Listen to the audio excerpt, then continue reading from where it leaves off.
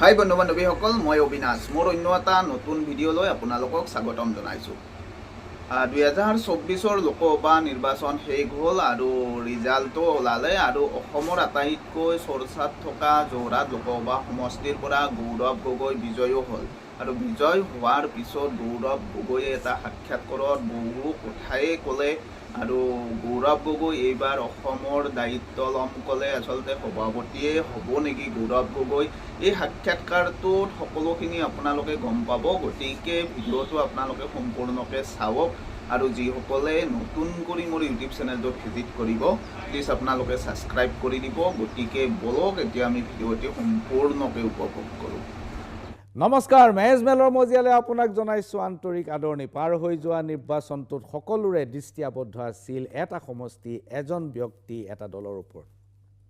সেয়া হৈছে যোৰহাট সমষ্টি, গৌৰৱ গগৈ কংগ্ৰেছ দল। গৌৰৱ গগৈ যোৰহাটৰ পৰা বিপুল ভোটৰ ব্যৱধানত জয়ী হৈ আহিল। বহুতে ভাবিছিল গৌৰৱ গগৈ জিকিব আৰু বহুতৰ মনত আছিল সন্দেহ। ভাবিছিল যে কিবা এটা অঘটন হ'ব, অন্তিম সময়ত হয়তো গৌৰৱ গগৈ ওলাই নাহিবও পাৰে। ইয়াৰ কাৰণ আছে। গৌৰৱ গগৈক নস্যাৎ কৰাৰ বাবে বিভিন্ন ধৰণৰ কৌশল অৱলম্বন কৰা হ'ল। তেওঁৰ পিতৃ আৰু তেওঁ নিজে দুবাৰকৈ জয়ী হোৱা কলিয়াবৰ সমষ্টিটো ভাঙি টুকুৰা টুকুৰ কৰি দিয়া হ'ল। সৃষ্টি কৰা হ'ল এটা নতুন সমষ্টি কাজিৰঙা, যিটো গৌৰৱ গগৈৰ বাবে সম্পূৰ্ণ অপৰিচিত। গৌৰৱ গগৈয়ে নগাঁৱত নিৰ্বাচন খেলিবলৈ বুলি সাজু হৈছিল, কিন্তু দলে তেওঁক পঠিয়ালে যোৰহাটলৈ। আৰু যোৰহাটত সমষ্টি যদিও যোৰহাটত তেওঁৰ ঘৰ, ৰাজনৈতিক কাম কাজ তেওঁ যোৰহাটত তেনেই সীমিত আছিল। তৎসত্বেও গৌৰৱ গগৈয়ে মাত্ৰ কেইদিনমানৰ ভিতৰতে মুহূৰ্ততে অহা নিৰ্দেশ পালন কৰি যোৰহাট সমষ্টিলৈ গ'ল আৰু আৰম্ভণিৰ পৰাই বিপুল আত্মবিশ্বাসেৰে নিৰ্বাচন প্ৰচাৰত নামি পৰিল। সেইজন গৌৰৱ গগৈ নিৰ্বাচনত বিপুল ভোটাধিক্যত বিজয়ী হৈ এই মুহূৰ্তত প্ৰাগ নিউজৰ ষ্টুডিঅ'ত উপস্থিত। গৌৰৱ গগৈ, নমস্কাৰ। নমস্কাৰ, ধন্যবাদ। আপোনাক প্ৰথমতেই বিজয়ৰ বাবে আন্তৰিক অভিনন্দন। ধন্যবাদ। আৰু আপুনি এইটোকে ধৰি আমাক নিৰ্বাচন ছিজনটোত আমাক 4টা ইণ্টাৰভিউ দিলে, তাৰ বাবে মই আপোনাৰ ওচৰত কৃতজ্ঞ। ধন্যবাদ। গৌৰৱ গগৈয়ে বহুত প্ৰাৰ্থী জয়ী হৈছে আৰু সকলোৱে কৈছে যে আপোনাৰ বিজয় এক ব্যতিক্ৰম, ইটছ এন এক্সেপশ্যন। ছ'চিয়েল মিডিয়াত দেখিছোঁ এজনে কৈছে যে মাছৰ মতা মাইকী চিনি নোপোৱা বুলি তাচ্ছিল্য কৰা ল'ৰাটোৱে এতিয়া বাঘৰ মুখৰ পৰা মঙহ কাঢ়ি আনিলে। এইটোৱেই মানুহৰ ধাৰণা। এই বিজয়টো আপুনি কি ধৰণে পৰ্যবেক্ষণ কৰে? ইয়াত যোৰহাটৰ ৰাইজৰ মৰম লুকাই আছে। যোৰহাট লোকসভা সমষ্টিত কংগ্ৰেছ দলৰ বেছিভাগ বিধায়ক নাই। যোৰহাটত বিধায়ক নাই, টিয়কত বিধায়ক নাই, মৰিয়নীত বিধায়ক নাই, ডিমত বিধায়ক নাই, মামৰাত বিধায়ক নাই, সোণাৰীত বিধায়ক নাই, মাজুলীত বিধায়ক নাই। তথাপিও মাজুলী বাদ দি প্ৰত্যেক সমষ্টিত আমি বিজয় লাভ কৰিছোঁ। আৰু কম ব্যৱধানত নহয়। ক'ৰবাত 17,000, টিয়কত 20,000, শিৱসাগৰত 16,000, ডিমত 16,000, সোণাৰীত 17,000। তপন গগৈৰ নিজৰ জেগা, তপন গগৈ ডাঙৰীয়া নিজৰ জেগা। টিয়ক 20,000, যোৰহাট 11,000 আৰু মাজুলীত আমি মাত্ৰ 6,000 ব্যৱধানত আমি পিছ পৰি গ'লোঁ। ইয়াত মই এটাহে যদি মই চাওঁ, য'ত আমাৰ বিধায়ক নাই, যদি বিধায়ক থাকিলেহেঁতেনতো মই ক'ব পাৰিলোহেঁতেন যে আমাৰ জয়ৰ কাৰণ এটা ডাঙৰ ভূমিকা আমাৰ বিধায়কসকলে গ্ৰহণ কৰিছে। কিন্তু মই প্ৰায় তাত অকলশৰীয়া আছিলোঁ। আমাৰ লগত যিখিনি এজন দুজন প্ৰাক্তন বিধায়ক আছিলে সেইখিনিও আমাক এৰি থৈ গুচি গ'ল। জনসাধাৰণে যে এটা সিদ্ধান্ত ল'লে যে হ'ব পাৰে প্ৰায়তো তৰুণ গগৈদেৱক মনত পেলাই, হ'ব পাৰে যোৰহাটৰ এটা বিশেষ আৱেগ, এটা বিশেষ স্বাভিমান লৈ যে এইবাৰ আমি চৰকাৰৰ বিৰুদ্ধে আমি ভোট দিম।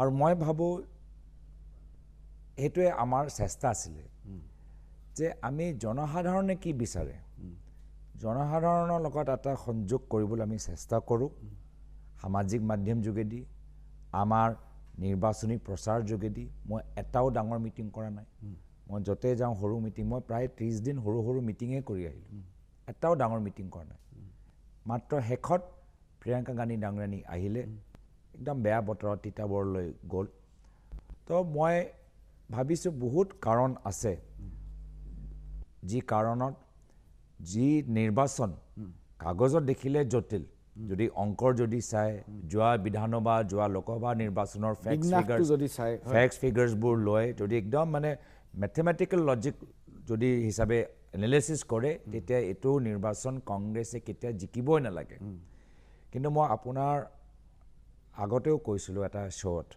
যে ইয়াত কেমিষ্ট্ৰিও আছে এটা ইমোশ্যন এটা আছে এটা আৱেগ এটা আছে আৰু সেই আৱেগটো আমি বুজি পালোঁ আৰু কিবা বহুত ভুল মই ভাবিছোঁ বিজেপি দলে নিজৰ প্ৰচাৰত কৰিলে সেইটোৱে আমাক যথেষ্ট লাভ দিলে লগতে ক'ব লাগিব যে যোৰহাট মাত্ৰ অকলে যোৰহাট চালে নহ'ব আজি সমগ্ৰ ভাৰতবৰ্ষত মানুহে আজি বিবেক বোধ দিছে নট অনলি যোৰহাট আজি উত্তৰ প্ৰদেশত য'ত বিজেপিৰ চৰকাৰ আছে হয় বিজেপি কেন্দ্ৰীয় চৰকাৰ আছে ৰাজ্য চৰকাৰ আছে উত্তৰ প্ৰদেশত আজি বিজেপিৰ যথেষ্ট সাংসদসকলৰ সংখ্যা কমি গৈছে বহুত কমিলে উত্তৰ প্ৰদেশত ৰাহুল গান্ধী ডাঙৰীয়া ৰায়বেৰেলী সমষ্টি 1.6 লাখ ভোটৰ ব্যৱধানত জিকিছে তেখেতৰ বিপৰীত প্ৰধানমন্ত্ৰী নৰেন্দ্ৰ মোদী ডাঙৰীয়া বাৰাণসী লোকসভা সমষ্টিৰ পৰা 1.5 লাখ ভোটৰ ব্যৱধানত মানে ৰাহুল ডাঙৰীয়াৰ ব্যৱধান নৰেন্দ্ৰ মোদী ডাঙৰীয়াৰ ব্যৱধানতকৈ বেছি তো মই ভাবোঁ মানুহে সঁচাকৈ এবাৰ বিবেক বোধ ব্যৱহাৰ কৰিছে আৰু বিবেক বোধ হ'ল অহংকাৰৰ বিৰুদ্ধে বিবেক বোধ হ'ল লোকতন্ত্ৰৰ বিৰুদ্ধে বিবেক বোধ হ'ল সংবিধানৰ সম্পৰ্কে বিবেক বোধ হ'ল লোকতন্ত্ৰৰ সম্পৰ্কত বিবেক বোধ হ'ল সংবিধানৰ সম্পৰ্কত আৰু সেইটো এটা ডাঙৰ কথা যে যি নিৰ্বাচনৰ প্ৰচাৰত টকা পইচা যথেষ্ট ব্যৱহাৰ হৈছে সংবিধান লোকতন্ত্ৰ নিজৰ নৈতিক অধিকাৰ এইখিনিও যে নিৰ্বাচনী বিষয় হ'ব পাৰে সাধাৰণতে আমি নিৰ্বাচনী প্ৰচাৰত কওঁ ৰুটি কাপৰা মকান আমি কওঁ চিলিণ্ডাৰ 2014 চনত উজ্জ্বলা চিলিণ্ডাৰ 2019 চনত দেশভক্তি পুলৱামা কিন্তু সংবিধানৰ লোকতন্ত্ৰ আৰু অহংকাৰ এই তিনিটাও যে নিৰ্বাচনৰ এটা বিষয় হ'ব পাৰে তাৰ প্ৰমাণ মই সমগ্ৰ ভাৰতবৰ্ষতো দেখা পাইছোঁ আৰু তাৰ প্ৰমাণ মই যোৰহাটৰ ভিতৰতো দেখা পাইছোঁ 2019 চনত পুলৱামা আছিল আৰু বিজেপিয়ে এটা ৰাষ্ট্ৰীয় নেৰেটিভ সৃষ্টি কৰাত সফল হৈছিল 2014তো বিজেপিয়ে এটা ৰাষ্ট্ৰীয় নেৰেটিভ সৃষ্টি কৰাত সফল হৈছিল এইবাৰ ৰাম মন্দিৰ আনিছিল আৰ্টিকল 370 আনিছিল আৰু মোদী গ্যাৰাণ্টি আনিছিল কিন্তু এটা ইস্যু এটা নেশ্যনেল নেৰেটিভ সৃষ্টি কৰিব নোৱাৰিলে যিটো আপুনিও পৰ্যবেক্ষণ কৰিছে নিশ্চয় এতিয়া যেতিয়া এটা নেশ্যনেল নেৰেটিভ সৃষ্টি নহয় ভাৰতবৰ্ষত তেতিয়া বিষয়টো অলপ বৰ্ণবাদী লাইনত গুচি যায় উত্তৰ প্ৰদেশতো সেই কাষ্ট ডাইনামিক্সটোৱে কাম কৰিছে বুলি আপুনি নাভাবেনে নহয় মই ভাবোঁ যে তেওঁলোকৰ ওচৰত ইস্যু নাই আৰু সেই কাৰণে যদি প্ৰধানমন্ত্ৰী মোদী ডাঙৰীয়া বক্তৃতাবোৰ শুনে হিন্দু মুছলিম ৰাহুল গান্ধীক আক্ৰমণ পণ্ডিত নেহৰু আক্ৰমণ বহুত যুক্তিহীন কথা ক'লে যি এটাও কথা মানুহক চুবলৈ সক্ষম নহ'ল নহ'লে প্ৰধানমন্ত্ৰী মোদী ডাঙৰীয়া প্ৰত্যেক নিৰ্বাচনত কিবা এটা কথা কৈ যায় প্ৰভকেটিভ কথা কয় য'ত আমাক প্ৰভোক কৰি আমাৰ পৰা প্ৰতিক্ৰিয়া ওলায় বা ৰাইজক তেওঁলোকৰ গোটেই মানে তেওঁলোকৰ থিংকিংটো সলনি কৰি দিয়ে কিন্তু ময়ো এবাৰ মানে বুজিব পৰা নাই যে প্ৰধানমন্ত্ৰী মোদী ডাঙৰীয়া ইমান দীৰ্ঘদিনৰ এটা নিৰ্বাচনী প্ৰচাৰ প্ৰায় 2 মাহ নিৰ্বাচনী প্ৰচাৰ ফেজ এটা কথা তেওঁ নক'লে যি মানুহক প্ৰভাৱিত কৰিলে বিজেপি পক্ষত যিমানবোৰ কথা ক'লে যদি আপুনি ছ'চিয়েল মিডিয়াৰ মিমবোৰ চাই ছ'চিয়েল মিডিয়াবোৰ চাই প্ৰত্যেক কথাত তেওঁলোকৰ যে এটা মৰ্যাদা এটা আছে তললৈ গ'ল তেওঁ যথেষ্ট টিভি ইণ্টাৰভিউ দিলে টিভিত ক'ব ইণ্টাৰভিউত ক'ব মই হিন্দু মুছলিম নকৰোঁ আৰু পিছদিনা তেওঁ আকৌ হিন্দু মুছলিম ৰাজনীতি কৰে তো একে কথা যোৰহাট লোকসভা সমষ্টি এটা নিৰ্বাচনত যোৰহাটৰ মানুহ জানিবলৈ বিচাৰে যে বিজেপি আহিলে চিকিৎসা ক্ষেত্ৰত কি কৰিব, বিজেপি আহিলে চাহ উদ্যোগৰ ক্ষেত্ৰত কি কৰিব, বিজেপি আহিলে যাতায়াতৰ ক্ষেত্ৰত কি কৰিব। এটাও বিষয়ৰ ওপৰত বিজেপি নেতৃত্বৰ নিজৰ নিৰ্বাচনী প্ৰচাৰত উত্তৰ নিদিলে। তেওঁলোকৰ বিষয় কি হ'ল? গৌৰৱ গগৈ, গৌৰৱ গগৈ, গৌৰৱ গগৈ। ৰাইজে গৌৰৱ গগৈ কোন, গৌৰৱ গগৈ কি পাৰে কি নোৱাৰে বিজেপিৰ পৰা পৰামৰ্শ ল'ব নালাগে। ৰাইজে চাই আছে, ৰাইজে অধ্যয়ন কৰিছে, ৰাইজে মোৰ ব্যক্তিত্ব, তপন গগৈ ডাঙৰীয়া ব্যক্তিত্ব ভালদৰে জানে। সেইটো বুজাব নালাগে ৰাইজক। ৰাইজক বুজাব লাগে কি তেওঁলোকৰ যে তেওঁলোকৰ ঘৰৰ যে সমস্যা কেনেদৰে সমাধান কৰিব। সেই যে এটা ইছ্যুলেছ কেম্পেইন আৰু এটা পাৰ্চনেল নেগেটিভ কেম্পেইন যে প্ৰধানমন্ত্ৰী নৰেন্দ্ৰ মোদী দিল্লীত চলালে আৰু ইয়াত বিজেপি নেতৃত্ব চলালে, তাৰ বিপৰীতে আমাৰ ইছ্যুবোৰ ৰাষ্ট্ৰীয় পৰ্যায়ত স্পষ্ট। অগ্নিবীৰ আঁচনিৰ বিৰুদ্ধে আৰু ইয়াতে একে যোৰহাটত আমাৰ ইছ্যুবোৰ স্পষ্ট। যোৰহাট মেডিকেল কলেজ উন্নত হ'ব লাগে। মাজুলীত গৰাখহনীয়া নিয়ন্ত্ৰণৰ ক্ষেত্ৰত যি কেলেংকাৰী চলি আছে সেই কেলেংকাৰী আমি পৰা মুক্তি পাব লাগে। আমাৰ যি স্পষ্ট আমাৰ কথা সেইটোৱে ৰাইজে গ্ৰহণ কৰিছে আৰু মই ভাবোঁ লোকতন্ত্ৰৰ কাৰণে এটা শুভ লক্ষণ। ইয়াৰ বিপৰীতে যদি বিজেপি বিচৰা মতে খালী হিতাধিকাৰী সৃষ্টি কৰাৰ কাৰণে মহিলাবোৰে বিবেকবোধ পাহৰি খালী ঘৰৰ জুৰুলা অৱস্থা পাহৰি বিজেপিক ভোট দিলেহেঁতেন, তেতিয়া আমালোকৰ কাৰণে অলপ চিন্তা কৰা বিষয়। যদি বাগানৰ শ্ৰমিকসকল আজি বিজেপি নেতাৰ মন্ত্ৰীৰ ভয়ত আমাৰ সভালৈতো যাব পৰাই নাছিলে, কিন্তু ভয়ত যদি আমাক ভোট দিব নোৱাৰিলেহেঁতেন, তেতিয়া সেইটো আমাৰ ভৱিষ্যতৰ কাৰণে এটা ভাল লক্ষণ নহয়। মই ভাবোঁ আজি ভাৰতৰ জনসাধাৰণে, যোৰহাটৰ জনসাধাৰণে ভাৰতীয় লোকতন্ত্ৰ অসমীয়া পৰম্পৰাক এটা লাইফলাইন দিলে। যি লাইফলাইন যদি আমি নাপালেহেঁতেন আমাৰ ভৱিষ্যত অন্ধকাৰলৈ গ'লেহেঁতেন। মই যোৰহাটৰ ৰাইজক আৰু ভাৰতৰ জনসাধাৰণক লোকতন্ত্ৰ জীয়াই ৰখাৰ বাবে মই নিজৰ আন্তৰিক শুভেচ্ছা কৃতজ্ঞতা জ্ঞাপন কৰিছোঁ। গৌৰৱ গগৈ, আপুনি কংগ্ৰেছ ৱৰ্কিং কমিটিৰ সদস্য। আপুনি খুব কম বয়সত কংগ্ৰেছ ৱৰ্কিং কমিটিৰ সদস্য হৈছে। কংগ্ৰেছ দলে আপোনাক নেতৃত্বৰ বাবে স্পেচটো উলিয়াই দিছে, ঠাই উলিয়াই দিছে। আপুনি সংসদত যথেষ্ট ভাল পাৰফৰ্মেঞ্চ কৰিছে বুলি দেশবাসীৰ বিশ্বাস। কথা হ'ল যোৰহাটত আপুনি কংগ্ৰেছ দলৰ চিম্বলত উঠিছে, কংগ্ৰেছ দলৰ প্ৰাৰ্থী, কিন্তু যোৰহাটৰ মানুহৰ এটা ধাৰণা আৰু সমগ্ৰ অসমৰ মানুহৰ এটা ধাৰণা যে এইটো কংগ্ৰেছক দিয়া নাই, এইটো গৌৰৱ গগৈ বনাম আদাৰ্ছ। এই ভোট গৌৰৱ গগৈক দিছোঁ, কংগ্ৰেছক নহয়। ইয়াৰ পৰাতো দলৰ লাভ নহ'ব, আপোনাৰ ব্যক্তিত্বৰ লাভ হ'ব। এইটো এটা গুৰুত্বপূৰ্ণ প্ৰশ্ন। ইয়াৰ অৰ্থটো হ'ল যে ক'ৰবাত মানুহে এতিয়াও কংগ্ৰেছ দলৰ ওপৰত যিমান বিশ্বাস কৰিব লাগে কৰিব পৰা নাই। হ'ব পাৰে মোক মৰম কৰিছে, মোক আশীৰ্বাদ কৰিছে, কিন্তু দলটোক আশীৰ্বাদ কৰিবলৈ এতিয়াও অলপ টান পায়।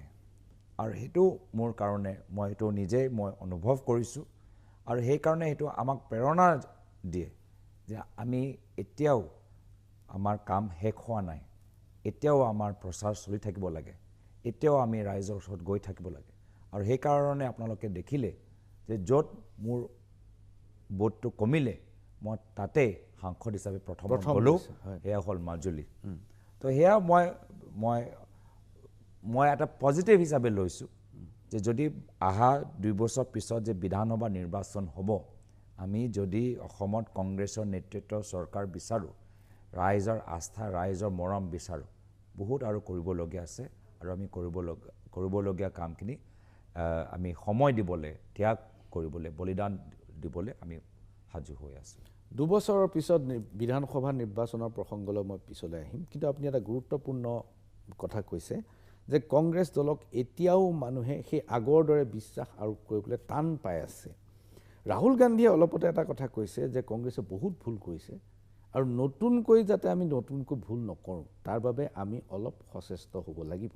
এতিয়া আপোনাৰ মনত তৃতীয়বাৰৰ কাৰণে সংসদ হৈ আপোনাৰ মনত কেনেকুৱা এটা ধাৰণা হৈছে যে কংগ্ৰেছ দলটোৰ সংগঠন আৰু কংগ্ৰেছ দলটোৰ ফিলচফি তাৰ যিটো ছ'চিয়েল ৰিয়েলিটি সমাজ বাস্তৱতা যিটো তাৰ লগত এটা সংঘাত আছে, তাৰ লগত এটা পাৰ্থক্য আছে। কংগ্ৰেছ দলৰ ফিলচফি এটা এক ধৰণৰ আৰু ইয়াৰ কাম কাজবোৰ এক ধৰণৰ। এইটো আপুনি কি ধৰণে সংশোধন হোৱাটো বিচাৰে বা কৰিবলৈ আপুনি চেষ্টা কৰিব? চাওক, এই ক্ষেত্ৰত মই নিজে অনুভৱ কৰিছোঁ যে ৰাইজে মোক এটা কথা কয় যে আমাক নতুন চেহেৰা লাগে। কিয় কয় তাৰ পৰিৱেশটো বেলেগ, সন্দৰ্ভটো বেলেগ। কয় ৰাইজে মোক কয় বা আমাৰ কৰ্মীখিনি আমাক কয় যে কংগ্ৰেছক এৰি যিখিনি মানুহ বিজেপিক যোগ কৰিলে আকৌ ঘূৰি আহিব নালাগে। নতুন চেহেৰা লৈ, নতুন ব্যক্তিক লৈ আপোনালোকে কংগ্ৰেছ কৰক। তাৰ মানে কি? তাৰ মানে হৈছে যে কংগ্ৰেছ আদৰ্শটো তেওঁলোকে বেয়া পোৱা নাই, বা কংগ্ৰেছ সংগঠনটো বেয়া পোৱা নাই, কিন্তু আজি সেই সংগঠনৰ নেতৃত্ব লোৱা যিখিনি মানুহ আছে, ক'ৰবাত নে ক'ৰবাত তেওঁলোকৰ গ্ৰহণযোগ্যতা, ক'ৰবাত নে ক'ৰবাত তেওঁলোকৰ জনপ্ৰিয়তা, ক'ৰবাত নে ক'ৰবাত তেওঁলোকৰ কংগ্ৰেছ দলৰ প্ৰতি যি সাহস দেখাব লাগে দেখি পোৱা নাই। আৰু যাৰ ফলত ৰাইজৰ আস্থা এই ধৰণৰ ব্যক্তিসকলৰ বাবে আমি হেৰুৱাইছোঁ। কিন্তু ইয়াত লগে লগে ক'বও লাগিব যে এইটোও মই যোৰহাটত অনুভৱ কৰিলোঁ যে এনেধৰণৰ মানুহ যেতিয়া আমাৰ পৰা বিজেপিয়ে লৈ গ'ল, আমাৰ লাভ হৈছে। যোৰহাটত আমাৰ 11,000 আমি লাভ, বেছি ভোট পাইছোঁ। মহামৰাত আমাৰ 7,000 আমি বেছি ভোট আমি পাইছোঁ। সেইকাৰণে মই নাম লোৱা নাই, সুৰজ দিহিঙীয়া, মই নাম ল'ব নালাগে, মই নাম লোৱা নাই না। মুখ্যমন্ত্ৰী মহোদয় জনে এবাৰ ডিষ্ট্ৰিক্ট কংগ্ৰেছৰ জেনেৰেল ছেক্ৰেটেৰীজনকো নাম লৈছে। এনেকুৱা এটা মানে পৰ্যায় হ'ল যে তেওঁ সুৰজ দিহিঙীয়াৰ পিছত এজন জেনেৰেল ছেক্ৰেটেৰী ল'লে, সেইটোও তেওঁলোকৰ কাৰণে ডাঙৰ এচিভমেণ্ট হিচাপে মানে ক'বলৈ বিচাৰিলে। কিন্তু সেইটোৱে আমি ভাবিলোঁ যে যিসকলৰ কাৰণে হ'ব পাৰে, আমি যোৰহাট বাৰম্বাৰ যিমান আমাক পাব লাগে আমি পাবলৈ সক্ষম হোৱা নাই, মহামৰাত আমাক পাবলগীয়া আমি মৰমটো আমি পোৱা নাই, সেইসকলক যেতিয়া বিজেপি দলৰ ভিতৰত লৈ যোৱা যায়, তেতিয়া আমি দেখিছোঁ এতিয়া বিজেপি দলৰ মাজত এতিয়া বিসম্বাদ সৃষ্টি হৈছে। আৰু এটা সময়ত মানুহে কয় যে কংগ্ৰেছকহে কংগ্ৰেছ হেৰায়, আৰু এতিয়া মই কৈছোঁ এই একে কথা মানুহে পিছত বিজেপি সন্দৰ্ভত ক'বলৈ আৰম্ভ কৰিব। মানে কংগ্ৰেছতেই কংগ্ৰেছৰ মানুহে লেং মাৰে বা কংগ্ৰেছক চেবোটেজ কৰে, এতিয়া বিজেপিৰো তেনেকুৱা অৱস্থা হ'ব বুলি ভাবে? নিশ্চয় হ'বই। আৰু যিহেতু তেওঁলোকে, আমি নিজৰ ভুলটো শুদ্ধ কৰিবলৈ বিচাৰিছোঁ, আমি নতুন নেতৃত্ব ল'বলৈ বিচাৰিছোঁ বা নতুন ব্যক্তিক নেতৃত্ব দিবলৈ বিচাৰিছোঁ, নতুন মানুহক কংগ্ৰেছক যোগ কৰিবলৈ বিচাৰিছোঁ, যিসকলে স্পেচ পোৱা নাই তেওঁলোকক আমি ফ্ৰণ্ট লাইনত ঠেলিবলৈ বিচাৰিছোঁ। আমাৰ চেষ্টাটো হৈছে, আজি ৰজনীনা তিৰ্কী ডাঙৰীয়ানী আমি কাজিৰঙাৰ পৰা আমি সাংসদ প্ৰাৰ্থী হিচাপে আগুৱাই দিছোঁ। আজি আমি শোণিতপুৰৰ প্ৰেমলাল গঞ্জু এজন ছাত্ৰ নেতাৰ পৰা কৰি অহা এজন ব্যক্তিক আমি আগুৱাই লৈ যাবলৈ বিচাৰিছোঁ। কিন্তু আমিতো নতুন চেহেৰা আগুৱাই লৈ যাবলৈ বিচাৰি আছোঁ, কিন্তু তেওঁলোকে কি কৰি আছে যে যিসকলৰ ছবি চাই মানুহৰ অলপ মানে আঁতৰি যায় সেই মঞ্চৰ পৰা, সেইখিনিকে তেওঁলোকে লৈ আমাক সহায় কৰিছে, নিজকে ক্ষতি কৰি আছে। বিৰতিৰ পাছত পুনৰ ঘূৰি আহিছোঁ মেজমেলৰ মজিয়ালৈ, আৰু মেজমেলত আজি উপস্থিত নৱনিৰ্বাচিত সাংসদ গৌৰৱ গগৈ। গৌৰৱ গগৈ ডাঙৰীয়াই আমাৰ বিৰতিৰ পূৰ্বে এটা খুব গুৰুত্বপূৰ্ণ পৰ্যবেক্ষণ দাঙি ধৰিছে, সেইটো হৈছে কি যে যিবিলাক মানুহৰ মুখ দেখি মানুহে কংগ্ৰেছক বেয়া পাইছিল, সেইবিলাক মানুহক বিজেপিয়ে যেতিয়া কংগ্ৰেছৰ পৰা লৈ গ'ল, তেতিয়া কংগ্ৰেছৰ লাভ হ'ল আৰু বিজেপিৰ ক্ষতি হ'ল। মই যদি স্পষ্টকৈ কৈছোঁ, এইখিনিয়ে কথা আপোনাৰ আছিল। এই নিৰ্বাচনত সমগ্ৰ ভাৰতবৰ্ষত 106জন প্ৰাৰ্থীক বিজেপিয়ে প্ৰাৰ্থিত্ব দিছিলে, টিকেট দিছিলে, যিসকল কংগ্ৰেছকে ধৰি বিভিন্ন দলৰ পৰা বিজেপিলৈ গৈছিলে। আৰু এই 106জন 106 তেওঁলোকৰ ভিতৰত 80জনেই হাৰিল। আপোনাৰ কথাৰ লগত এই কথাটোৰ মই অকণমান সামঞ্জস্য পাইছোঁ। কংগ্ৰেছে সেই একেটা কামেই কৰিব নেকি যে বিজেপিৰ পৰা কোনোবা আহিব খুজিলে বা UDFৰ পৰা কোনোবা আহিব খুজিলে এতিয়া ল'বনে নল'ব বা টিকেট দিবনে নিদিব আপোনাৰ কিবা ধাৰণা আছেনে?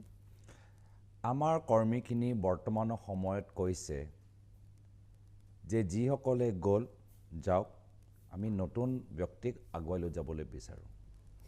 আৰু সেইটোৱে পৰম্পৰা আমাৰ যে কৰ্মীখিনিৰ লগত আলোচনা কৰি আমি সিদ্ধান্তটো ল'ম। কাৰো কাৰণে সদায় দৰ্জা মুকলি নাথাকে বা সদায় দৰ্জা বন্ধ হৈ নাথাকে, কিন্তু সিদ্ধান্তটো কোনে ল'ব এয়া হ'ব আমাৰ কৰ্মীখিনি, আমাৰ সংগঠন। ময়ো নিজে যোৱা কিছু নিৰ্বাচনত বিজেপিৰ পৰা অহা মানুহবোৰ আমি যোগ কৰাইছোঁ। কাৰ্বি আংলঙত, গোলাঘাট বিধানসভা সমষ্টিত প্ৰত্যেক সময়ত আমি কৰ্মীখিনিৰ লগত আমি আলোচনা কৰোঁ। আৰু আমাতকৈ বেছি দলৰ বাবে চিন্তা আমাৰ কৰ্মীখিনিহে কৰে। আৰু সেইকাৰণে আমি এটা লোকতান্ত্ৰিক দল, আৰু সদায় কৰ্মীখিনি যি বিচাৰে, যদি কৰ্মীয়ে কয় ল'ব নালাগে আমি নলওঁ, যদি কৰ্মীখিনিয়ে কয় ল'লে আমাক সহায় হ'ব, আমাৰ সাহস বাঢ়িব, তেতিয়া আমি কৰ্মীখিনি লৈ আমি এটা সিদ্ধান্ত মানে কৰ্মীৰ মতামতক আপুনি শ্ৰদ্ধা কৰিব, সন্মান দিব। নিশ্চয়, এটা লোকতান্ত্ৰিক দল। আমাৰ দলত সকলোৱে নিজৰ কথা ক'ব পাৰে, সকলৰ অধিকাৰ আছে। আমি কাকো খালি কথা ক'লে আমি চৌকজ নিদিওঁ, বিৰোধী দলৰ কোনোবা এজনক শুভেচ্ছা দিলে আমি চৌকজ নিদিওঁ। আমি কোনোবাই আমাক দলটোক সমালোচনা বা আমাক পৰামৰ্শ দিলে কঠোৰ ভাষাৰে, তেতিয়া আমি পৰামৰ্শটো শুনো, সেই কঠোৰ কণ্ঠটো নুশুনো। এয়া হৈছে পাৰ্থক্য আমাৰ আৰু বিজেপিৰ মাজত। মই কিছুমান পুৰণি কথাৰ জেৰ টানিব খোজা নাই। আপোনাক কেন্দ্ৰ কৰিয়েই কংগ্ৰেছত বিসম্বাদ হৈছিল। 51জনে লাইন পাতি খাৰা হৈছিল দিগ্বিজয় সিঙৰ সন্মুখত যে আমি অমুকক বিচাৰোঁ। কোনোবাই কৈছিল যোৰহাট সমষ্টিত গৌৰৱ গগৈ আটাইতকৈ বেছি ভোটৰ হাৰিব। কোনোবাই কৈছিল গৌৰৱ গগৈ জিকিলে ৰাজনীতি ত্যাগ কৰিব। কোনোবাই হাত কটা ভৰি কটাৰ কথাও কৈছিলে। মই সেইবোৰ প্ৰসংগ আৰু এতিয়া আনিব নিবিচাৰোঁ। এইবোৰ পুৰণি কথা হৈ গ'ল। হয়, এইবাৰ নতুন চেপ্টাৰ আৰম্ভ কৰাৰ সময়। কথা হ'ল, যেতিয়া আপুনি জিকিল আৰু যেতিয়া ৰকিবুল হুছেইন বিপুল ভোটৰ জিকিল, প্ৰদ্যুৎ বৰদলৈ নগাঁৱত জিকিল আৰু কৰিমগঞ্জ আসনখনত আপোনালোকে সামান্য ভোটৰ হাৰিল, তাতো কিবা সন্দেহ ৰৈ গৈছে বুলি কৈছে।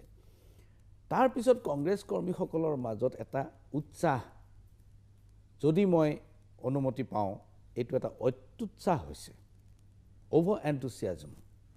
ইয়াৰ কাৰণটো হ'ল যে তেওঁলোকে ধৰি লৈছে যে যোৰহাটত জিকিলোঁ যেতিয়া আমি মূল সুঁতিৰ মানুহৰ ভোট পাই গ'লোঁ আৰু 2026 বিধানসভা আমি দখল কৰিম, সম্ভৱ হৈ উঠিব। কিন্তু যদি আপুনি নিৰ্বাচনৰ পৰিসংখ্যা ওপৰে ওপৰে চায়, তেনেহ'লে দেখিব যে যিমানবোৰ সমষ্টি আপোনালোকে পালে, জিকিলে বা হাৰিলে, তাৰ ভিতৰত এতিয়া কংগ্ৰেছ আৰু ইয়াৰ এলায়েন্সৰ শক্তিসমূহৰ মাত্ৰ 30খন বিধানসভাতহে জয়ী হোৱাৰ শক্তি আছে। বিজেপি আৰু ইয়াৰ মিত্ৰজোঁটৰ 92খন আসনত জয়ী হোৱাৰ শক্তি এতিয়াও বিদ্যমান।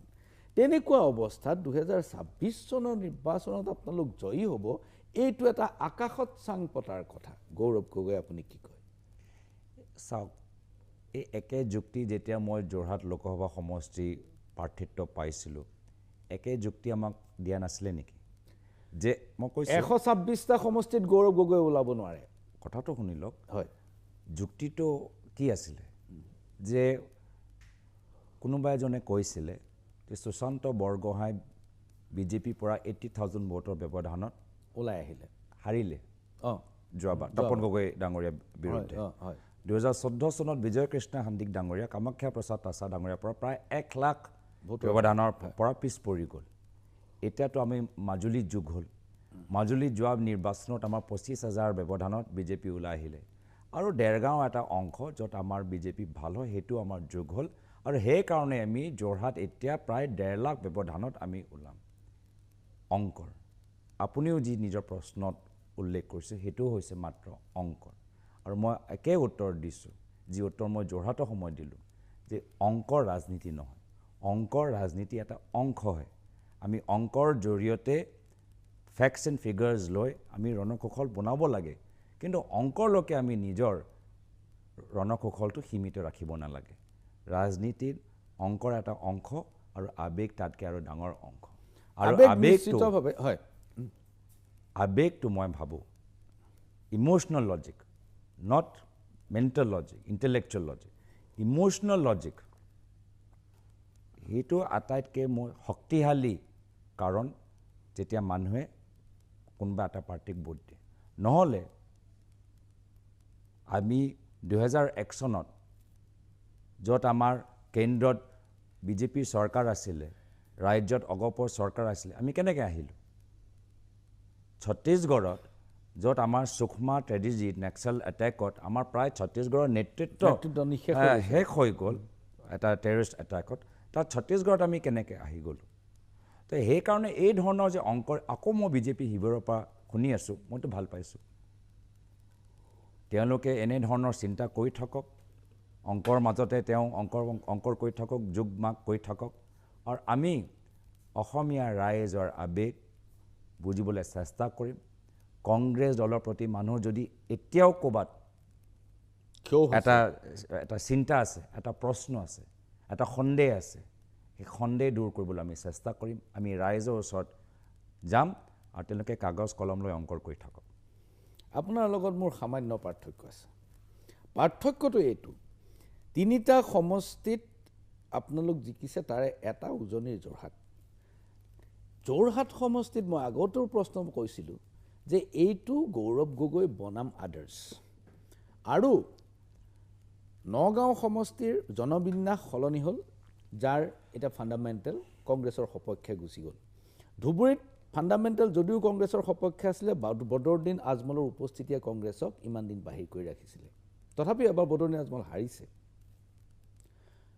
এতিয়া কথাটো হ'ল যে 126টা সমষ্টিত যেতিয়া আপুনি প্ৰাৰ্থিত্ব দিব তাত 126জন গৌৰৱ গগৈ আপুনি প্ৰক্ষেপ কৰিব নোৱাৰে য'ত গৌৰৱ গগৈ 1 বনাম আদাৰ্ছ গৌৰৱ গগৈ 2 বনাম আদাৰ্ছ হ'ব মই মোৰো একে সামান্য মোৰ এটা মানে মতপাৰ্থক্য আছে সেয়া হ'ল যে গৌৰৱ গগৈ বনাম আদাৰ্ছ নাছিলে যোৰহাটৰ ৰাইজ সিদ্ধান্ত লৈছে যোৰহাটৰ ৰাইজে নেতৃত্ব লৈছে এজন ডিব্ৰুগড় ইউনিভাৰ্চিটি পঢ়ি থকা ল'ৰাই ভাল এটা ৰেপ গান বনালে সেই ৰেপ ছঙত লিখা আছে এইবাৰ শৰাইঘাট যোৰহাট আৰু যোৰহাটৰ ৰাইজ হ'ব গৌৰৱ গগৈ অভিভাৱক যেতিয়া ৰাইজে যেতিয়া নেতৃত্ব লৈ লয় যে ৰাইজে যেতিয়া সিদ্ধান্ত বনাই লয় যে আমি এটা ৰাজনৈতিক দলক আমি বিদায় দিমেই যেতিয়া সেই চাৰিওফালে সেই এটা মন বনাই লয়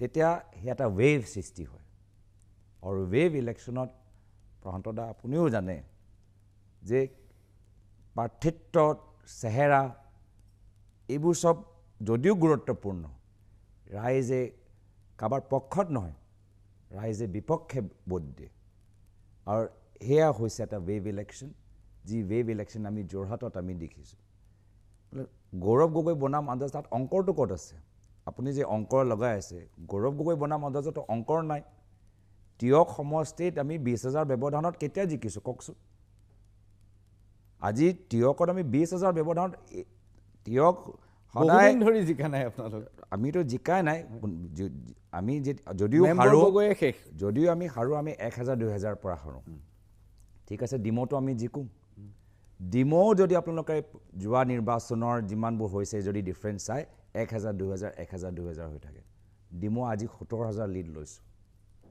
তাত আমাৰ বিধায়ক নাই তাত মুখ্যমন্ত্ৰী এজন ঘনিষ্ঠ আছে তথাপিও তাত আমি প্ৰায় 16,000 17,000 লৈছোঁ সেইকাৰণে অংকৰ লৈ মানে অংকৰ ইম্পৰ্টেণ্ট মই অংকৰটো মই খুব ষ্টাডি কৰোঁ মই সেইকাৰণে এইখিনি অংকৰ জানো সেইকাৰণে মই আপোনালোকক কথা কৈছোঁ কিন্তু এনেকুৱা এটা পৰিস্থিতিত এটা বিকল্প আমাক ওলাবই লাগিব আৰু বিকল্প আছে যদি অংকৰ এটা বাধাত এটা নদীটো এটা মানে এটা বেলেগ এটা ৰাস্তা ওলাব লাগিব আৰু আমাৰ ৰাস্তা ওলাম সেইটো আমি যোৰহাটৰ পৰা শিকিছোঁ কিন্তু ধুবুৰীত এটা মই মাত্ৰ এটা কথা যোগ কৰিবলৈ বিচাৰোঁ AIUDFৰ এটা নিৰ্বাচন সময়ত বিশেষকৈ বিধানসভা নিৰ্বাচনত সদায় এটা সন্দেহ থাকে যে তেওঁলোকে কংগ্ৰেছক লগত সঁচাকৈ আছে নে নাই কংগ্ৰেছক জিকাটো বিচাৰে নে কংগ্ৰেছক পৰাজিত হোৱাটো বিচাৰে আৰু কংগ্ৰেছ পৰাজিত হোৱা মানে লাহে লাহে তেওঁলোকেও জিকিব নোৱাৰে কিন্তু বিজেপি জিকি আহিব যি আমি 2016 চনৰ নিৰ্বাচনত আমি অনুভৱ কৰিলোঁ য'ত তেওঁলোকে আমগুৰিত প্ৰাৰ্থী দিলে অংকিতা দত্ত তাত ডাঙৰীয়ানী তাত হাৰি গ'ল এনেকুৱা বহুত তেওঁলোকে উজনি অসমত দিলে তো AIDFৰ যে এইটো ক্ষমতা আগতে যে আছিলে কংগ্ৰেছ দলটোক ক্ষতি কৰা উজনিতে হওক নামনিতে হওক ব্ৰহ্মপুত্ৰ হওক বাৰাকত হওক ধুবুৰী ৰাইজে নিজৰ বিবেকবোধ লৈ আজি AIDFৰ সাম্প্ৰদায়িক ৰাজনীতি আৰু এই যে কংগ্ৰেছ দলটোক সন্দেহৰ স্থিতিত পেলোৱা যে ক্ষমতা এটা আছিলে ক্ষমতাটো নস্যাৎ কৰিলে মই তাৰ বাবে ধুবুৰী ৰাইজক মই ধন্যবাদ জ্ঞাপন কৰিছোঁ আমাক সাম্প্ৰদায়িক ৰাজনীতি নালাগে না AIDFৰ সাম্প্ৰদায়িক ৰাজনীতি লাগে না বিজেপি দলৰ ৰাজনীতি সাম্প্ৰদায়িক ৰাজনীতি লাগে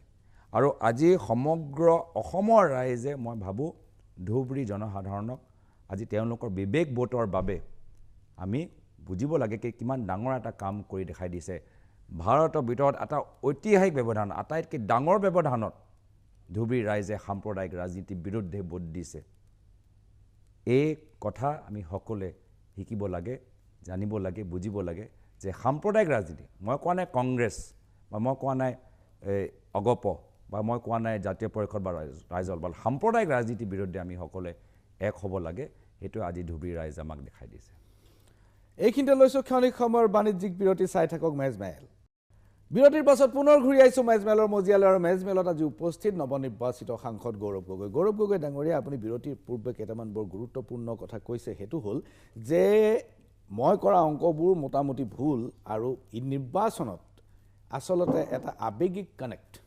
আৱেগিক মই ভুল কোৱা নাই এটা সীমা আছে অংকৰ এটা লিমিটেশ্যন সীমাবদ্ধতা আছে হয় আচ্ছা এতিয়া আপুনি কৈছে যে ইমোশ্যনেল কানেক্ট লাগিব আৰু এটা ৱেভ সৃষ্টি কৰিব পাৰিব লাগিব মানুহৰ মাজত মানুহৰ মনৰ কথাটো বুজি ৱেভ এটা নেৰেটিভে সৃষ্টি কৰিব পাৰে ৱেভ এটা নেতৃত্বই সৃষ্টি কৰিব পাৰে আপুনি আজি যোৰহাটত এই গ্যাৰাণ্টি লৈ পেলাই যোৰহাটত ভোট খেলিব নোৱাৰে যোৰহাট এনেকুৱা এটা সমষ্টি আপোনাৰ গ্যাৰাণ্টিলৈ কোনো অপেক্ষা কৰি থকা নাই অসমত তেনেকুৱা বহুত সমষ্টি আছে এছেম্বলি বিধানসভা সমষ্টি আছে য'ত মানুহে গ্যাৰাণ্টিক পাত্তা নিদিয়ে গুৰুত্ব নিদিয়ে তাত আপুনি এটা নেৰেটিভ সৃষ্টি কৰিব লাগিব নতুবা আপোনাৰ ব্যক্তিত্বই আপোনাৰ মানুহে আপোনাৰ প্ৰতি আকৰ্ষিত হ'ব লাগিব আৰু সেইটো হৈছে নেতৃত্বদায়ী ক্ষমতা লিডাৰশ্বিপ কেপেবিলিটি অৰ কোৱালিটিজ গৌৰৱ গগৈ যদি আপুনি ২৬ৰ নিৰ্বাচনত ৱেভ সৃষ্টি কৰিব খোজে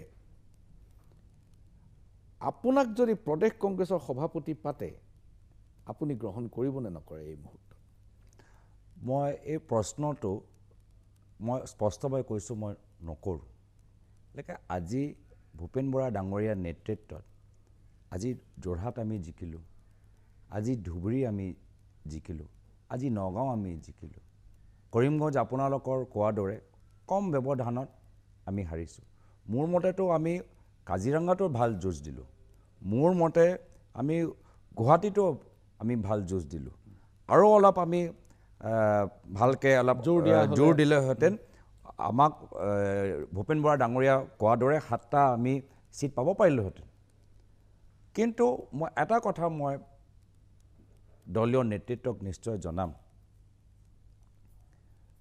যে ইয়াৰ পূৰ্বে মোক ডেপুটি লিডাৰ ভূমিকা দিলে দায়িত্ব দিলে ৰাজস্থানৰ স্ক্ৰিনিং কমিটি দায়িত্ব দিলে পশ্চিমবংগ তত্ত্বাৱধায়কৰ দায়িত্ব দিলে বিভিন্ন সময়ত যি সময়ত মই অসমৰ ভিতৰত থাকিবলৈ বিচাৰোঁ মোক বেলেগ ৰাজ্যলৈ ঠেলি দিয়ে মোৰ মাত্ৰ এটাহে বিনম্ৰ অনুৰোধ যে মোৰ কাৰণে যোৰহাট লোকসভা সমষ্টি নিৰ্বাচন মাত্ৰ ছেমিফাইনেল মই ভাবা নাই যে মোৰ নিৰ্বাচন সম্পূৰ্ণ হ'ল মোৰ নিৰ্বাচন অন্তিম নিৰ্বাচন বা ফাইনেল ৰাউণ্ড যেনেকৈ কাউণ্টিঙৰ বহুত ৰাউণ্ড থাকে এইটো অনলি ছেমিফাইনেল ৰাউণ্ড ফাইনেল ৰাউণ্ডটো মোৰ বাবে হ'ব অহা 2 বছৰ পিছত বিধানসভা নিৰ্বাচন আপোনাৰ বিধানসভা নিৰ্বাচনত তেতিয়া ভূমিকা কি হ'ব তেতিয়াহ'লে যি ভূমিকা মোৰ এজন দলৰ কৰ্মী হিচাপে আছে দলটো শক্তিশালী কৰা মই যি সময়ত ৰাজস্থানত আছিলোঁ সেই সময়ত ভূপেন বৰা ডাঙৰীয়াৰ নেতৃত্বত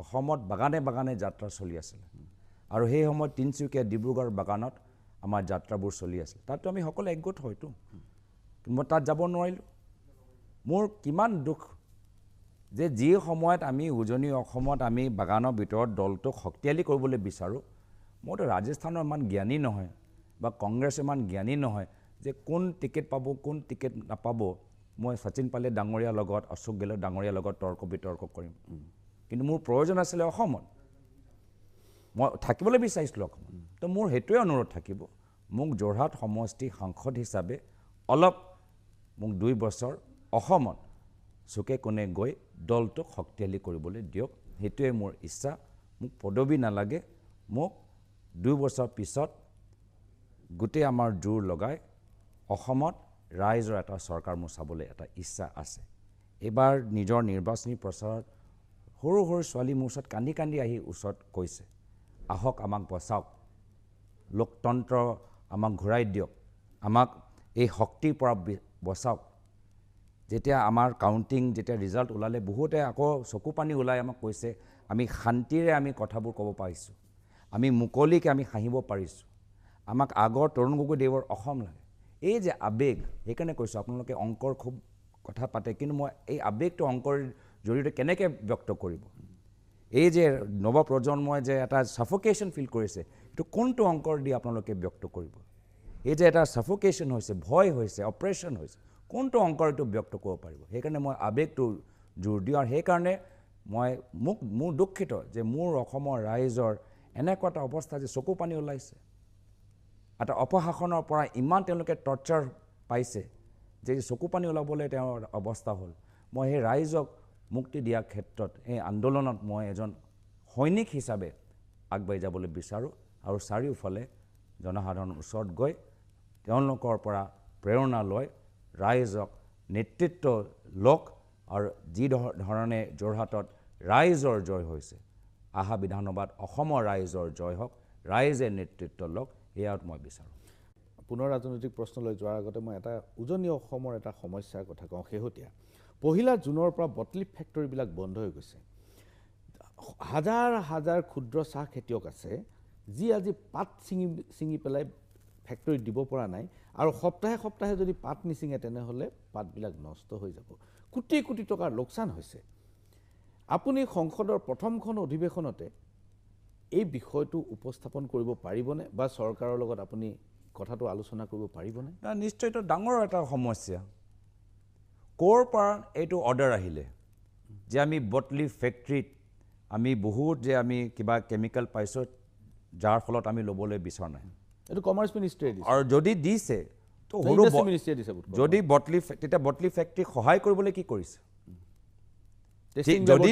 যদি উদ্যোগৰ এটা ক্ষেত্ৰৰ পৰা কিবা সমস্যা দেখিছে তো সমস্যা খালি বেন কৰাটোতো সমাধান নহয় সহায় কৰক টেষ্টিঙৰ সহায় কৰক লবৰেটৰী আপোনাৰ চেষ্টা কৰক আপুনি ট্ৰেইনিং দিয়ক কেবিকে যেনেকৈ আমি খোলোঁ খেতিয়কসকলক সহায় কৰিবলৈ কৃষি বিজ্ঞান কেন্দ্ৰ আমি এই বটলি ফেক্টৰী আৰু বিভিন্ন সৰু চাহ খেতিয়ক সহায় কৰিবলৈ আমি এটা পলিচি বনাওঁ পলিচি ক'ত আছে আমি অসমৰ চাহ লৈ আমি GI টেগ পাইছোঁ আমি গৌৰৱ অনুভৱ কৰিছোঁ কিন্তু এনেধৰণৰ যদি চলি থাকে আজিৰ পৰা 20 বছৰ পিছত অসমৰ চাহে নাথাকিব আপুনি দিল্লীলৈ গৈ পেলাই বা নতুনকৈ সংসদ যেতিয়া হ'ব এই বিষয়টো উপস্থাপন কৰিব নিশ্চয় মই কৰিম কিন্তু বিষয় ঢেৰ আছে নিশ্চয় মই এইটো কৰিম এলেকে চাহ উদ্যোগৰ লগত কিমান শ্ৰমিকসকলৰ আজি তেওঁলোকৰ ঘৰৰ অৱস্থা জড়িত হৈ আছে কিমান শ্ৰমিকসকলৰ ভৱিষ্যত জড়িত হৈ আছে তো নিশ্চয় মই কৰিম এলেকে এই গোটেই অৰ্ডাৰটো ইয়াত মই কিবা এটা ফল দেখিছোঁ because banning is not the solution কিমান দিন কাৰণে বেন কৰিব what is the process to aid and assist assistance package to court aid package to court financial aid package to court but rectification or keep technical package to court solution to court হয় তো নিশ্চয় এইটো আমাৰ কাৰণে এটা গুৰুত্বপূৰ্ণ কথা গৌৰৱ গগৈ মোদী চৰকাৰখন এতিয়া নিৰ্ভৰশীল চৰকাৰ হৈ পৰিল dependent government it's a minority government আৰু এইটো ডিপেণ্ডেণ্ট গভৰ্ণমেণ্ট ইয়াৰ কেৰেক্টাৰটো ঠিক বাজপেয়ী গভৰ্ণমেণ্টৰ নিচিনা হৈ গ'ল বাজপেয়ী চৰকাৰৰ সময়ত NDAৰ কনভেনৰ আছিলে জৰ্জ ফাৰ্ণাণ্ডেজ আৰু TDP তেতিয়া অংশীদাৰ আছিলে একেধৰণে এতিয়া বাজপেয়ীৰ ফাৰ্ণাণ্ডেজৰে দল জনতা দল ইউনাইটেড এতিয়া মোদী চৰকাৰৰ অংশীদাৰ আৰু TDP আকৌ অংশীদাৰ, এই দুই দলক লৈ কৰিব লাগিব। এই চৰকাৰখনৰ ভৱিষ্যত আপুনি কি ধৰণে পৰ্যবেক্ষণ কৰে? চাওক, ইয়াত দুটা কথা আছে। বাজপেয়ী ডাঙৰীয়া আৰু মোদী ডাঙৰীয়াৰ মাজত যথেষ্ট পাৰ্থক্য। বহুত এটা কোঅলিশ্যন চৰকাৰ চলাবলৈ হ'লে নেতৃত্ব বহল হ'ব লাগিব, মন বহল হ'ব লাগিব, হৃদয় বহল হ'ব লাগিব, সকলোকে সামৰি সকলোকে সন্মান জনাই একগোট কৰা এটা নেতৃত্ব এটা সকলোৱে নোৱাৰে। সেই গুণটো নৰেন্দ্ৰ মোদী ডাঙৰীয়া ওচৰত আছেনে নাই সেইটো আমি গম পাম। আৰু যদি নাই, নৰেন্দ্ৰ মোদী ডাঙৰীয়া প্ৰধানমন্ত্ৰী হৈ থাকিব নে নাথাকে সেইটোও এটা প্ৰশ্ন। আচ্ছা, যিহেতু ইহঁতৰ বাৰ্গেনিং কেপাচিটি দুয়োটাই দলৰ খুব সাংঘাতিক। আজি তেওঁলোকে কৈছে আমাক এইখিনি আমি বিচাৰোঁ, আৰু যদি এডিমেণ্ট হয় নৰেন্দ্ৰ মোদী ডাঙৰীয়া কৈছে মই নিদিওঁ, তেওঁলোকৰ ওচৰত বিকল্প খুব স্পষ্ট ওলাই যাব। আৰু যেতিয়া বিজেপি নিজকে বচাবলৈ, নিজৰ চৰকাৰটো বচাবলৈ নিশ্চয় যিকোনো প্ৰকাৰে যাব পাৰে। আজি বিজেপি ভিতৰত বিজেপি আৰু RSSৰ পুৰণা এটা সম্পৰ্ক আছে, যি সম্পৰ্ক যেতিয়া RSSে দেখে কি নহয় মানে নিয়ন্ত্ৰণৰ বাহিৰত গৈছে, তো কেতিয়াবা RSSে বিজেপি বিৰুদ্ধে কাম কৰে। এইবাৰ কৰিছে বুলি শুনিছোঁ, আপুনি গম পাইছে নেকি? গুজৰাটতো এইটোৱে হৈ থাকে। গুজৰাটত যেতিয়া নৰেন্দ্ৰ মোদী ডাঙৰীয়া গুজৰাটৰ মুখ্যমন্ত্ৰী আছিল, তেখেতৰ বিশ্ব হিন্দু পৰিষদৰ লগত সম্পৰ্ক যথেষ্ট বেয়া। তেখেতৰ RSSৰ লগত এতিয়াও বেয়া, আপুনি জানেই, RSS লগত সম্পৰ্ক যথেষ্ট বেয়া। নিজৰ ভাতৃ সংগঠনৰ লগত তেওঁ ভাল সম্পৰ্ক ৰাখিব নোৱাৰিলে, TDP আৰু JDOৰ লগত কিমান দিন ৰাখিব পাৰিব সেইটো এটা ডাঙৰ প্ৰশ্ন। তো চৰকাৰ থাকক নাথাকক, নৰেন্দ্ৰ মোদী ডাঙৰীয়া প্ৰথমে কিমান দিন প্ৰধানমন্ত্ৰী হৈ থাকে নে নাথাকে এইটো এটা মানে ইণ্টাৰেষ্টিং বিষয়, আৰু আমি চাই থাকিম। নৰেন্দ্ৰ মোদীৰ এতিয়াৰ চৰকাৰখন আৰু আগৰ চৰকাৰখনৰ মাজত আকাশ পাতাল পাৰ্থক্য হৈ গ'ল। নৰেন্দ্ৰ মোদীয়ে প্ৰধানমন্ত্ৰী হৈ যথেষ্ট সাম্প্ৰদায়িক প্ৰৰোচনামূলক ভাষণ দিছিল, মংগলসূত্ৰ, মুদ্ৰা ইত্যাদি বিভিন্ন ধৰণৰ ইছ্যুজবিলাক আনিছিল, আৰু তেখেতে প্ৰধানমন্ত্ৰীৰ আসনৰ পৰা সেইবোৰ কথা ক'বলৈ বৰ বিশেষ কেয়াৰ কৰা নাছিলে। এতিয়াতো নোৱাৰিব? নিশ্চয়। যোৱা বাজপেয়ী চৰকাৰত যিমান মোৰ জ্ঞান আছে, মই ক'বলৈ নিবিচাৰোঁ যে মই বাজপেয়ী চৰকাৰ বিজেপি চৰকাৰৰ কাম কাজ খুব বুজি পাইছোঁ, বা বহুতে কয় যে এটা কোঅলিশ্যন চলোৱাৰ কাৰণে AIDMK তেখেতৰ লগত থকাৰ কাৰণে, শিৰোমণি আকালি দলৰ হৰকৃষ্ণ চৌধুৰী তেখেতৰ লগত থকাৰ কাৰণে, যি তেওঁলোকৰ হাৰ্ডলাইন কট্টৰ তেওঁলোকৰ আদৰ্শবোৰ আছিলে, সেই কট্টৰ আদৰ্শ লৈ তেওঁলোকে ৰাজনীতি কৰিব নোৱাৰিলে। হ'ব পাৰে তেওঁলোকে আকৌ এই একে অৱস্থাত মানে আহিবলগীয়া হয়, য'ত তেওঁলোকে নিজৰ কট্টৰ যে তেওঁলোকৰ যে কিছুমান বিষয়বোৰ যে আছে, হ'ব পাৰে অলপ নিয়ন্ত্ৰণ কৰিবলগীয়া হ'ব পাৰে বা নকৰিবও পাৰে। এইটো ইণ্টাৰেষ্টিং কি আদৰ্শ নে ক্ষমতা, কোনটো কাক বেছি প্ৰাথমিকতা দিব? আদৰ্শক ত্যাগ কৰিব বা আদৰ্শৰ লগত কম্প্ৰমাইজ কৰিব নে ক্ষমতাৰ লগত কম্প্ৰমাইজ কৰিব, এইটো আমি ভৱিষ্যত দেখা পাম। এইখিনিতে লৈছোঁ ক্ষণিক সময়ৰ বাণিজ্যিক বিৰতি, চাই থাকক মেজমেল। বিৰতিৰ পাছত পুনৰ ঘূৰি আহিছোঁ মেজমেলৰ মজিয়ালৈ, আৰু মেজমেলত উপস্থিত সাংসদ গৌৰৱ গগৈ ডাঙৰীয়া, আপুনি কৈছে যে বাজপেয়ী বহুতখিনি সীমাবদ্ধতাৰ মাজত সোমাই গৈছিল, যাৰ কাৰণে হাৰ্ড লাইনটো এক্সাৰচাইজ কৰিব পৰা নাছিলে, কঠোৰ ধৰণৰ নীতি তেওঁ অনুশীলন কৰিব পৰা নাছিলে। বাজপেয়ীৰ কথাটো সুকীয়া আছিলে। মোৰ সাংবাদিকতা কৰা যথেষ্ট দিন হ'লতো, গতিকে মই এটা কথা মনত পৰে, আপোনাৰ এই মুহূৰ্তত মনত পৰিছে, আপোনাৰ দেউতা প্ৰয়াত তৰুণ গগৈ ডাঙৰীয়া তেতিয়া নতুনকৈ মুখ্যমন্ত্ৰী হৈ আহিছে। আহোঁতে তেতিয়া তেখেতে প্ৰথমখন কেবিনেটতে এটা কথা ওলাল যে 13th ফাইনেন্স কমিশ্যনৰ এটা কেলকুলেশ্যনৰ ভুল হোৱাৰ কাৰণে অসমে 1000 কোটি টকা কম পাইছে। ফাইনেন্স কমিশ্যনাৰ আছিলে হিমাংশু শেখৰ দাস।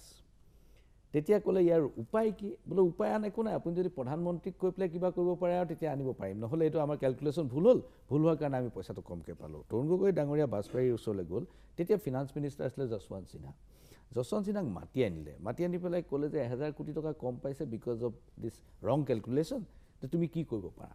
যশৱন্ত সিনহাই ক'লে কোনো কাৰণতে এইটো কৰিব নোৱাৰি, কাৰণ এইটো এৱাৰ্ড হয়, এই এৱাৰ্ডটো এই ধৰণেহে দিয়া হয়, নৰ্মেটিভ এপ্ৰ'চ আছে, গতিকে আমি সেইটো নৰ্মছটো আমি ভাঙিব নোৱাৰিম। বাজপেয়ীয়ে ক'লে তুমি ফাইনেন্স মিনিষ্টাৰ হৈছা আৰু তুমি এখন ৰাজ্যৰ কাৰণে দিছা, এইটো তৰুণ গগৈয়ে নিজক দিয়া নাই নহয়, তেওঁক ব্যক্তিগতভাৱে দিয়া, এখন ৰাজ্যক দিবা, তুমি চিন্তা কৰা। পিছত সম্পূৰ্ণ 1000 কোটি টকা নাপালে, 400 কোটি টকা দিলে কংগ্ৰেছ গভৰ্ণমেণ্ট, নিশ্চয় এলায়েন্স গভৰ্ণমেণ্টটো নহয়। হয়। এতিয়া কথাটো হ'ল আপোনালোক বিৰোধীৰ আসনত বহিব, নিশ্চয়। আৰু বিৰোধী এইবাৰ অলপ শক্তিশালী, পূৰ্বতকৈ শক্তিশালী, হয়। আৰু বিৰোধীত এইবাৰ খুব ডেকা ডেকা নেতা আছে। তেজস্বী যাদৱ আছে, অখিলেশ সিং যাদৱ আছে, আপোনালোক আছে, গতিকে চববোৰ ডেকা ডেকা ল'ৰা। এতিয়া সব অলপ জ্যেষ্ঠ আছে, প্ৰায়, কিন্তু আহিছে, এটা ভাল মিক্স আছে, ভাল মিক্স আছে তাত, জ্যেষ্ঠক লাগিবই।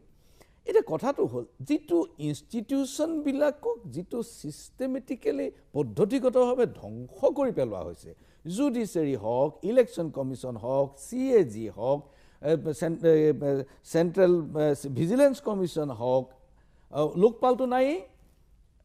এতিয়া এইবিলাকক যি ধৰণে সি মানে হেৰি হৈ গ'ল, মানে চ্যুত হ'ল, যিটো এৰি গ'ল, ডিৰেইল হ'ল, এই অনুষ্ঠানবোৰক তাৰ মৰ্যাদা, তাৰ ক্ষমতা পুনৰ ঘূৰাই অনাৰ বাবে বিৰোধীয়ে কি কৰিব পাৰে?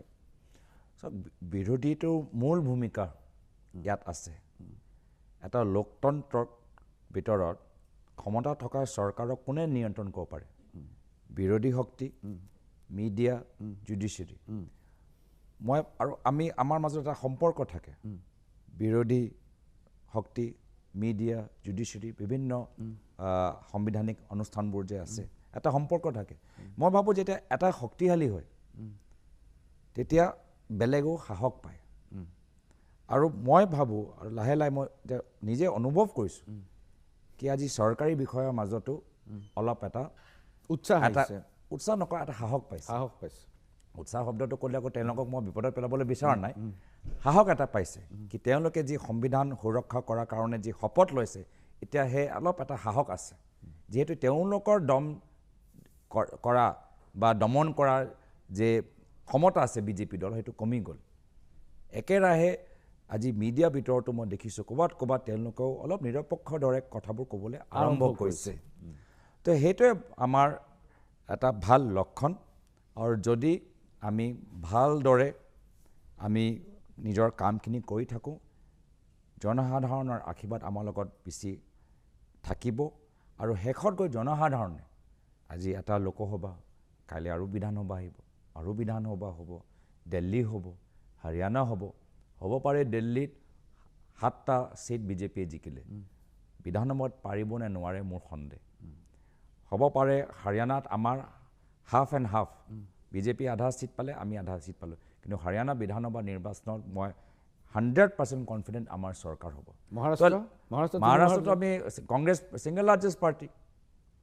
মহাৰাষ্ট্ৰত লোকসভাত সমষ্টিত আজি শিৱসেনা, শিন্দে আৰু বিজেপি দেৱেন্দ্ৰ ফডণবীছৰ নেতৃত্বতকৈ বেছি সাংসদ আমি পাইছোঁ। আমি ছিংগল লাৰ্জেষ্ট পাৰ্টি। 3 মাহ পিছত ইলেকশ্যন আছে তো মহাৰাষ্ট্ৰত। তো লোকসভা নিৰ্বাচন, বিধানসভা নিৰ্বাচন, যেতিয়া এই যে বেলেঞ্চ অফ পাৱাৰ, যেতিয়া লাহে ইয়াৰ আগতে একদম মানে ওৱান ছাইডেড আছিলে, চব মানে গোটেই ৰাজ্য চৰকাৰ বিজেপি, কেন্দ্ৰ চৰকাৰ তেওঁলোকৰ বিজেপি, ব্ৰুট মেজৰিটি। এতিয়া সেই ব্ৰুট মেজৰিটিটো নাই। এতিয়া তেওঁলোকে নিৰ্ভৰ কৰিবলগীয়া হৈছে বেলেগ ৰাজনৈতিক দলৰ ওপৰত। লাহে লাহে তেওঁলোকৰ ৰাজ্য চৰকাৰৰ সংখ্যাবোৰ কমি গৈছে। এনে যেতিয়া বেলেঞ্চ যেতিয়া আহি যায়, অট'মেটিকলি যিখিনি আপোনালোকে সমস্যাবোৰ উল্লেখ কৰিছে, ইনষ্টিটিউশ্যনছৰ অট'নমি আজি তাৰিখত নাই, অট'মেটিকলি এটা ছেল্ফ কাৰেক্ট হৈ যায়। আৰু সেইকাৰণে আমাক ডেম'ক্ৰেচি লাগে। সেইকাৰণে আমি কৈছিলোঁ যে কংগ্ৰেছক কাৰণে আমি ভোট বিচৰা নাই, লোকতন্ত্ৰটো বচাই ৰাখক, সেইটো আমাৰ আপিল আছিলে ৰাইজলৈ। আৰু সেই মিছনটো আমাৰ এতিয়াও অধুৰা আছে। আমি বিৰোধী হিচাপেও আমাক লোকতন্ত্ৰ আগৰ সেই ষ্টেণ্ডাৰ্ড লৈ যাবলৈ হ'লে বহুত কৰিবলগীয়া আছে। আৰু যদি আজি আমি ইণ্ডিয়া লাইন চৰকাৰো গঠন কৰোঁ, সেই ইনষ্টিটিউশ্যনছবোৰ আগৰ দৰে ফ্ৰী হেণ্ড অট'নমি দিয়া ক্ষেত্ৰতো বহুত আৰু কৰিবলগীয়া আছে। তো মই ভাবোঁ আমি এটা যাত্ৰাত, যি ধৰণে ৰাহুল গান্ধী ডাঙৰীয়া এটা ভাৰত জোড়ো যাত্ৰাত এটা মিছন লৈ ওলাই আহিছে আৰু এতিয়াও সেই যাত্ৰা চলি আছে। আমিও লোকতন্ত্ৰ আৰু সংবিধানৰ ৰক্ষা কৰাৰ ক্ষেত্ৰত এটা যাত্ৰা আমি আৰম্ভ কৰিছোঁ, য'ত বৰ্তমানৰ লোকসভা নিৰ্বাচন এটা মাইলষ্ট'ন, এটা ইম্পৰ্টেণ্ট মাইলষ্ট'ন, কিন্তু ইয়াৰ পৰৱৰ্তী সময়ত বহুত আৰু মাইলষ্ট'ন পাৰ কৰিবলগীয়া আছে। গৌৰৱ গগৈ ডাঙৰীয়া, ইলেকশ্যন কমিশ্যন নিৰ্বাচন আয়োগৰ ভূমিকাটো অত্যন্ত সন্দেহজনক। মানুহে এতিয়া নিৰ্বাচন আয়োগক নিৰ্বাচনৰ পূৰ্বে সন্দেহ কৰিবলৈ লৈছে তেওঁলোকৰ কাম কাজৰ বাবে। কিন্তু তাতোতকৈ ডাঙৰ কথা যে নিৰ্বাচন আয়ুক্তক নিৰ্বাচিত কৰাৰ বাবে যিটো ব্যৱস্থা, তাত উচ্চতম ন্যায়ালয়ে ক'লে যে তাত প্ৰধানমন্ত্ৰী থাকিব, বিৰোধী পক্ষৰ নেতাজন থাকিব আৰু উচ্চতম ন্যায়ালয়ৰ মুখ্য ন্যায়াধীশজন থাকিব লাগে। সেইটো উচ্চতম ন্যায়ালয়ৰ ডাইৰেক্টিভ, এইটো এটা ৰায় আছে। তাৰ বিপৰীতে মোদী চৰকাৰে এখন আইন আনিলে আৰু আইন আনি পেলাই ক'লে যে তাত প্ৰধানমন্ত্ৰী থাকিব, বিৰোধী পক্ষৰ নেতা থাকিব আৰু প্ৰধানমন্ত্ৰীয়ে নিৰ্বাচিত কৰা এজন মানুহ থাকিব। অৰ্থাৎ প্ৰধানমন্ত্ৰীয়ে দুজন মানুহ থাকিব আৰু ৩ নম্বৰজন বিৰোধী নেতা হ'ব। দুজনে যেতিয়া এজনৰ কথা এটা কথা ক'ব, তৃতীয়জনৰ কাম নাই। এতিয়া আপোনালোকে এই সুপ্ৰিম কোৰ্টৰ যিটো ৰায়, তাক মনাবৰ বাবে চেষ্টা কৰিবনে? চাওক, এই আইনখন স্ক্ৰেপ কৰাৰ কাৰণে চেষ্টা কৰিবনে? ইয়াত এটা বেছিক এটা মই আপোনাৰ লগত আলোচনা কৰিব পাৰোঁ, যিহেতু আপুনি বুজি পাব। ইয়াত এটা বেছিক এটা ইয়াত কনফ্লিক্ট আছে যে আইন বনোৱা ভূমিকা কাৰ? চৰকাৰৰ নে জুডিচিয়াৰী? জুডিচিয়াৰী কাম হৈছে সংবিধানটো ইণ্টাৰপ্ৰেট কৰা, হয়, আইনক ইণ্টাৰপ্ৰেট কৰা, আইনটো ইণ্টাৰপ্ৰেট কৰা, আইনটো সংবিধান অনুসৰি হ'ব লাগে। কিন্তু আইন বনোৱা দায়িত্বটো সেই হৈছে পাৰ্লামেণ্ট। তো ইয়াত এটা কনফ্লিক্ট, যেতিয়া জুডিচিয়াৰী যেতিয়া পাৰ্লামেণ্টৰ ভূমিকা গ্ৰহণ কৰিব চেষ্টা কৰিব, তো ইয়াত এটা আমাৰ কনফ্লিক্ট হ'ব, যি আমাৰ ভাৰতীয় লোকতন্ত্ৰৰ কাৰণে উচিত নহয়। ভাৰতীয় লোকতন্ত্ৰত জুডিচিয়াৰী এটা ভূমিকা আছে, সদনৰ এটা ভূমিকা আছে, ফেডাৰেল ষ্ট্ৰাকচাৰত কেন্দ্ৰ চৰকাৰ এটা ভূমিকা আছে, ৰাজ্য চৰকাৰ এটা ভূমিকা আছে। তো এনেকুৱা বহুত উদাহৰণ হ'ব পাৰে যে জুডিচিয়াৰীয়ে নিৰ্দেশ দিলে আৰু চৰকাৰে আইন বনালে জুডিচিয়াৰী নিৰ্দেশ মৰ্মে বা জুডিচিয়াৰী আইনটো মানে বাইপাছ কৰিবলৈ। এতিয়া ট্ৰিপল তালাকৰ আৰম্ভণি এতিয়া জুডিচিয়াৰীৰ পৰাই হৈছিলে। জুডিচিয়াৰী যেতিয়া ট্ৰিপল তালাকৰ ওপৰত ক'লে কি চৰকাৰ এটা আইন অনাটো উচিত, সেই জাজমেণ্টটো লৈহে চৰকাৰ আইন আনিলে। জুডিচিয়াৰীয়েতো অযোধ্যাৰ ওপৰত দিলে ভাৰ্ডিক্ট, আৰু অযোধ্যাৰ পিছত লাঞ্চ খাবলৈ গ'ল। চ' সেইকাৰণে আমি বহুত ভাবি মানে এই দুয়োটা অনুষ্ঠান জুডিচিয়াৰী আৰু পাৰ্লামেণ্টৰ ওপৰত বহুত মানে গৱেষণা কৰাৰ পিছত আমি এটা ৰায় দিব লাগে।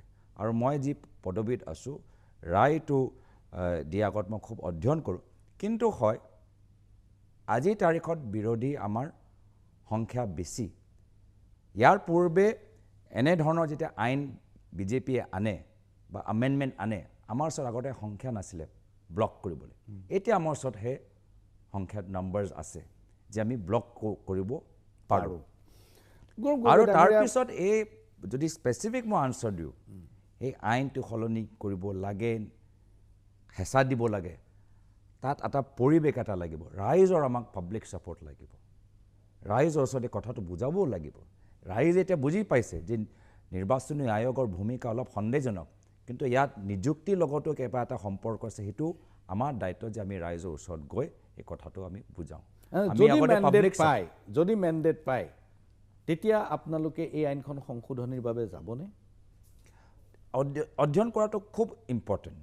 নিৰ্বাচনী আয়োগ, মই ভাবিছোঁ নিৰ্বাচনী আয়োগ, speakers post, chief information commissioner, CAG, CVC, CBI, এইবোৰ চবৰ ইনষ্টিটিউশ্যনৰ অটনমি আমি কেনেদৰে আমি বৃদ্ধি কৰিব পাৰোঁ, সেইটো আমাৰ এটা প্ৰজেক্ট হ'ব লাগে। মই বিদেশত দেখিছোঁ, বিদেশত তেওঁলোকৰ CBI, CAG, তেওঁলোকৰ পাৰ্লামেণ্ট ওচৰত বহুত ক্ষমতা আছে, বহুত অটনমি আছে। আমি কিছুমান কথা বিদেশৰ পৰা জনাটো ভাল, যাৰ ফলত এইখিনি অনুষ্ঠানবোৰ নিৰপেক্ষ হৈ কাম কৰি থাকে, কোনো ৰাজনৈতিক দলৰ এজেণ্ট হৈ কাম কৰি থাকিব নালাগে, যাৰ ফলত ভাৰতৰ সাংবিধানিক ভাৰতীয় নাগৰিকসকলৰ সাংবিধানিক অধিকাৰবোৰ সুৰক্ষিত থাকিব মই নিজৰ দলৰ স্বাৰ্থৰ কাৰণে কোৱা নাই মই ভাৰতৰ ৰাইজৰ সাংবিধানিক অধিকাৰবোৰ সুৰক্ষিত ৰাখিবলৈ আমাৰ এই অনুষ্ঠানবোৰ নিৰপেক্ষে যিমানে আমি বনাব পাৰোঁ আমাৰ ভাৰতৰ লোকতান্ত্ৰিক প্ৰক্ৰিয়াৰ বাবে সিমানে ভাল হ'ব বহুত ধন্যবাদ গৌৰৱ গগৈ আপোনাৰ নতুন যাত্ৰা সফল হওক এয়া কামনা কৰিলোঁ আৰু আপুনি ইমানখিনি সময় আমাক দিলে আৰু ভৱিষ্যতৰ দিনবিলাকত আমি মাজে সময়ে লগ পাই থাকিম আজিলৈ ইমানতে সামৰিছোঁ নমস্কাৰ ধন্যবাদ